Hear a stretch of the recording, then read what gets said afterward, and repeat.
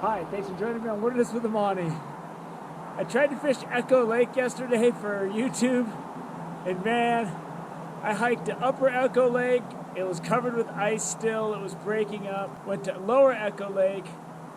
A guy I saw on the trail that lives up there or has a cabin up there said the ice just broke up a few days before. I didn't get nothing. I fished all day with artificials, my fly rod, my spinning rod, Rapalas, Panther Martins, jigs, woolly buggers, nymphs. Not even a bite. Didn't see a single fish jump on that lake the entire day I was out there. It was a scorching full moon last night. Like so full, if you were a werewolf, you'd be thriving. but I don't know if that had anything to do with it, but that lake was lifeless and there was nobody fishing but me.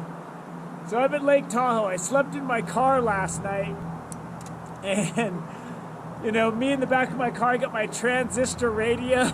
I'm just laying in there. You barely sleep, so I'm gonna get some sleep. And I'm at Chimney Beach. I didn't think the gate was open. I wanted to fish here. It's a pretty long hike.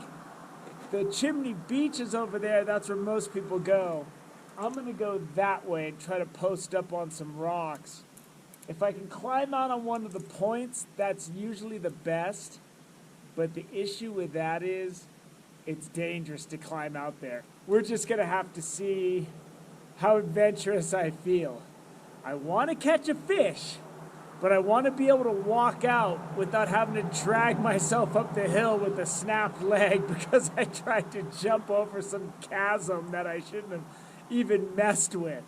So let's start hiking down there. I'm all strapped up, got my umbrella for the sun, got extra layers just to lay on and sleep.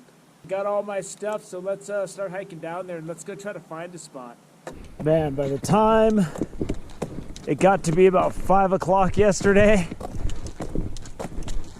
and I was getting ready to go hike back out to my car and go cook some dinner, it felt like I had a better chance of lassoing a unicorn and riding it out of the mountains than I had of catching a fish in Echo Lake. That's how lifeless the lake looked.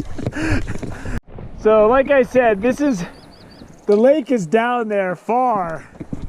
And the tricky thing about fishing at Chimney Beach, the fishing's usually good if you can get to a good spot out on one of the points or find some relatively deep water. But finding a place to secure your rods can be a real challenge once you get out on those rocks. Like, it could take me 20, 30 minutes to find a spot and one where I can definitely secure my rods. And once my rods are secure, I always have to figure, can I land a fish? Because you don't want to get all the way down there, get a fish on the line, and then when you hook it, you're like, all right, now I got to risk my life to get this thing in the net.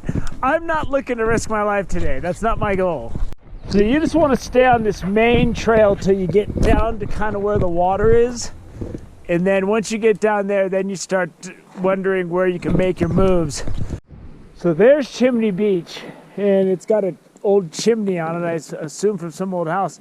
The lake is really high. I don't know if I've ever seen it that high. It's almost coming up to the chimney over there. And it's really high over here, so I might not even have to go out that far. I might even be able to get over just fishing right off the edge right here. And I think the edge sounds good. If I can get out on these rocks here, I could also climb out on those. The water's so high, I might be able just to get over with a real cheap spot today.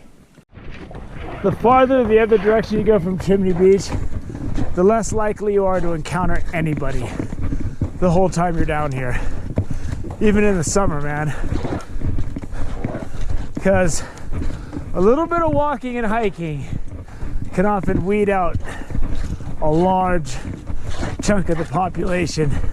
When scouting a spot at Chimney Beach down here, I found the prudent thing to do is to put my stuff down and just walk over and look. And then if I gotta climb out, I can climb out. Because it's an extra risk hauling your cooler and stuff around. This looks good because I could jump out on that rock and land fish. I could anchor my rods here, but if my rods are anchored here, I would have lines going out there. And I'd have to jump around the lines. So this is a maybe. One way or the other, I can figure that out. It's gonna suck climbing down there, but there's enough spaces where my rod holders can go and pretty good possibilities for landing fish. Tons of boulders under the water. I'm just gonna have to keep the fish up. I cannot let them swim down into that. But this is what it's gonna be. This looks pretty good. And if I need to take a nap, I'll figure it out. That's not ideal for sleeping, but I can sleep. I can get comfortable. So I always just leave my cooler up here. I'll put my rods right here. I'll climb down to the next level, and then I'll start grabbing stuff and bringing it down. If I could go down in one shot, but having my hands free when I get down this first part, that's a must, man. You gotta have free hands when you're climbing down stuff like this, or else you're gonna have a helicopter ride out of here. And that sounds a little like, that doesn't sound like a helicopter rides within the wilderness with a money budget. After all, I am sleeping in my car, and I ate burritos I warmed up on my dashboard defroster this morning for breakfast. So there you go. No helicopter if possible.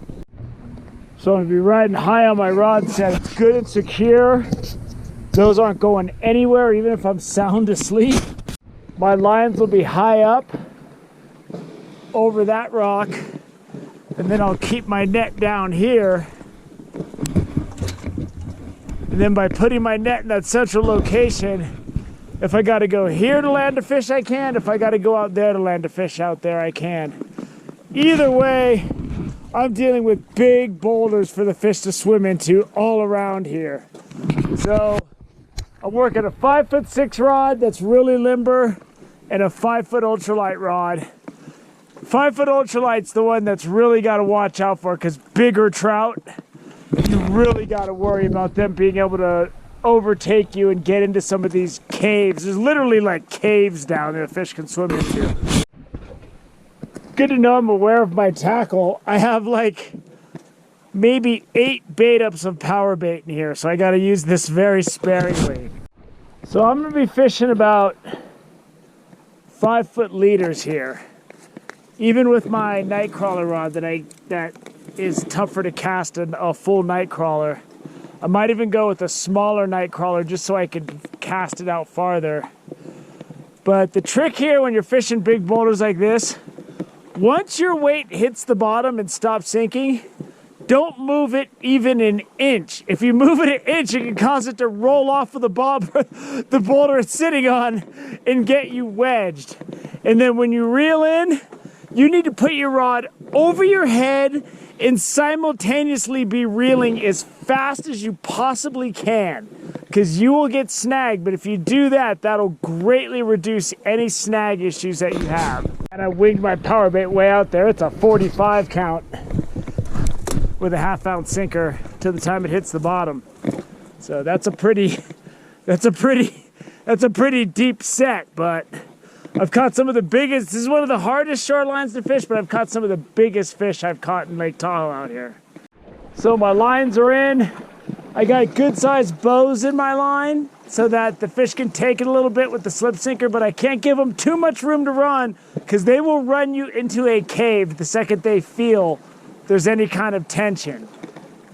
So I guess this is it until I either catch something or get skunked. So let's get it on, or start your engines, whatever you want to say. It's time to start fishing. Man, it is stormy.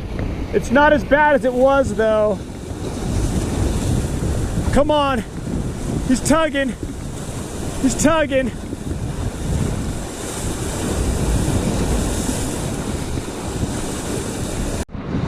"13-inch rainbow." It seems smaller just because I'm at Lake Tahoe.